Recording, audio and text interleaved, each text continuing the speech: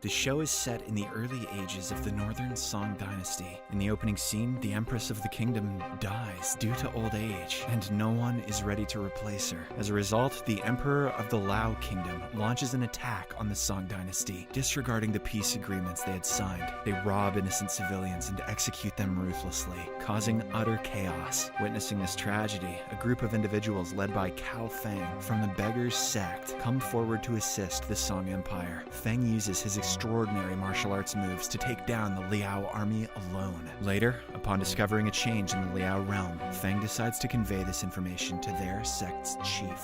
And by that I mean the chief of their sect, not a chief of sects. On the other hand, we are introduced to a naive prince from the Dali kingdom named Duan Yu, who accidentally comes across a shrine. There, he witnesses an ongoing sword fighting contest between the leaders of the eastern and western branches of the Limitless Sword sect. The eastern leader's name is Zhuo Mu, whereas the western leader's name is Xu Qing. For the first few minutes of the fight, Xu Qing gains the upper hand, but the opponent soon makes a false move, causing the situation to be reversed in the blink of an eye. This results in Zhuo Mu emerging victorious. Duan Yu does not understand the move and simply finds the incident amusing. When he starts laughing, Zhuo Mu becomes offended and challenges him to a fight. However, Duan Yu refuses straight away, claiming he has better things to do. Meanwhile, a girl named Zhong Ling watches all of this from a rooftop and enjoys the spectacle until Duan Yu gets punched. At that point, she intervenes and releases her poisonous mink, causing Zhuo Mu to become weakened and paralyzed. Before leaving, she informs Zhuo Mu's disciples that a rare herb can counteract the poison before it reaches his heart. Elsewhere, Feng arrives at the Shaolin temple and meets with the chief of the Beggar sect, Wang Tong, who is currently having a conversation with the abbot named Xuanzi. Upon receiving the news of Liao's realm, Wang and Abbot Xuanzi discuss the necessary defensive actions to be taken and also decide to inform the Dali kingdom. After the meeting, Feng wanders around the main hall of the Shaolin temple and witnesses a series of fights where a man named Mu Wan Qing emerges victorious against his opponents one by one. Intrigued, Feng decides to test his skills against Mu Wan Qing and jumps into the arena. Unlike the previous challengers, he puts up a tough fight and ultimately utilizes his impressive skill, known as the 18 subduing dragon palms, to overpower Mu Wan Qing, astonishing everyone present. Soon, the result of the battle is relayed to Wang and the other abbots, who commend Feng's exceptional talent. Wang then expresses his intention to pass on his chief position in the Beggar sect to Feng.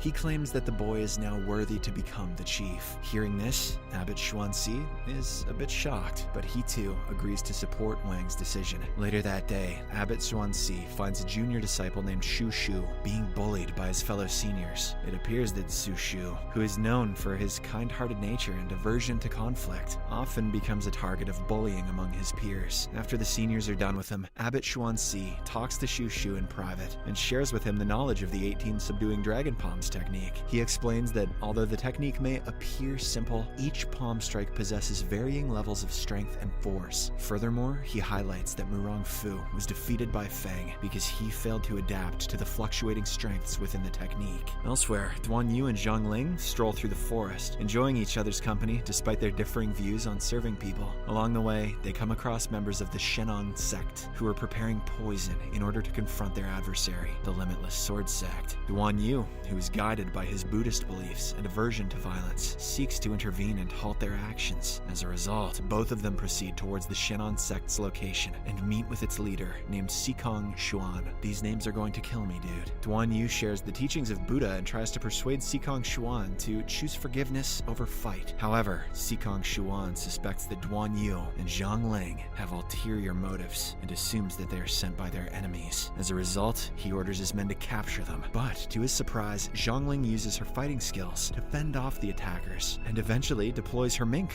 poisoning all of them. That friggin' mink is OP.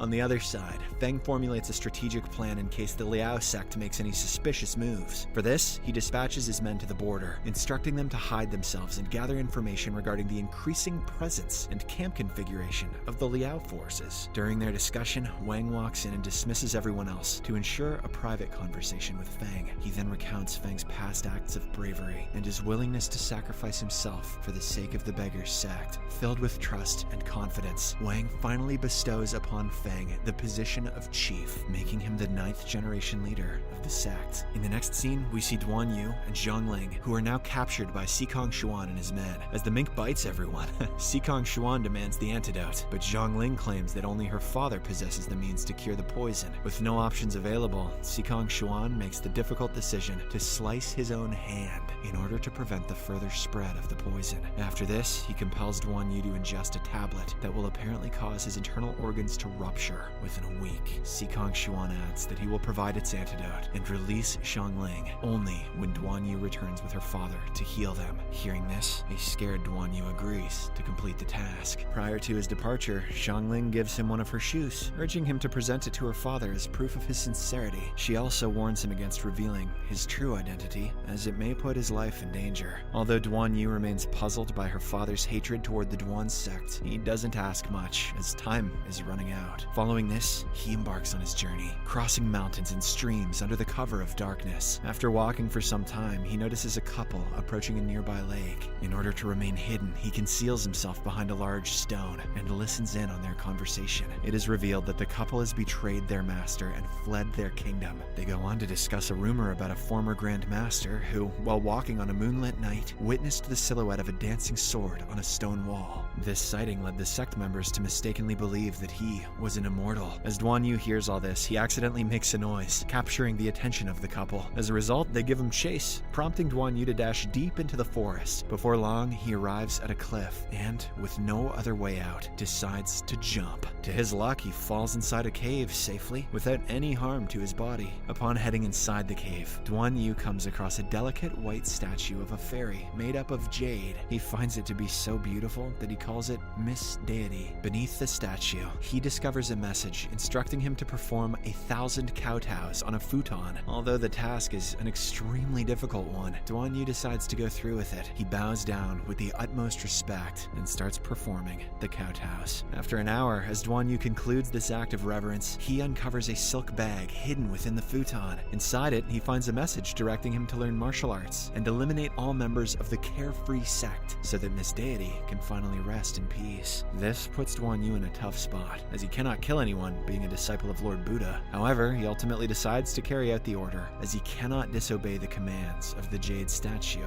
After all, loyalty to one's god pales in the face of sexy mannequins. Duan Yu then explores the surroundings and discovers that the cave was once a secret library. Unfortunately, he finds no books remaining, leading him to assume that the Carefree sect has already vanished. With this assumption in mind, he exits the cave and resumes his journey towards Zhong Ling's location. Meanwhile, at the beggar's kingdom, Wang gathers all the members and declares Feng as the new chief of their sect. The decision is met with satisfaction by everyone present, including the elders. In celebration of this occasion, the sect organizes a festive event where everyone indulges in enjoyment. The younger members seize the opportunity to test their skills against Feng and learn from him, while the elders observe with admiration, appreciating his martial arts prowess and noble character. On the other hand, Duan Yu continues his journey through the dense forest, and after a long walk, he comes across a tree bearing a warning that reads, "Any individual with the surname Duan who enters this valley shall be met with certain death, even Duan the Rock Johnson." But despite this, Duan Yu bravely enters the valley. There, he is greeted by a maid who guides him to the main hall. Shortly after, the Empress of the valley, Gan Bao Bao, walks out from the inner hall wearing a smile on her face. However, it quickly fades away when Duan Yu unintentionally reveals his true name. When she inquires for more information about him, he shares that he hails from Linan Prefecture in the southern region of the Yangtze River and has been residing in Dali for 3 years. After hearing these details, Gan Bao Bao swiftly changes the subject and expresses her concern for her daughter. In response, Duan Yu presents Zhong Ling's shoe to her, further increasing her distress. As the two are talking, a loud and scary voice emanates from someone outside the door. This causes Gan Bao Bao to become scared, while Duan Yu remains uncertain about what is coming towards him. The voice says, "Do you smell what the Duan is cooking?" Subscribe for more videos like this, turn on notifications, and leave a like to help the channel out. Thank you for watching.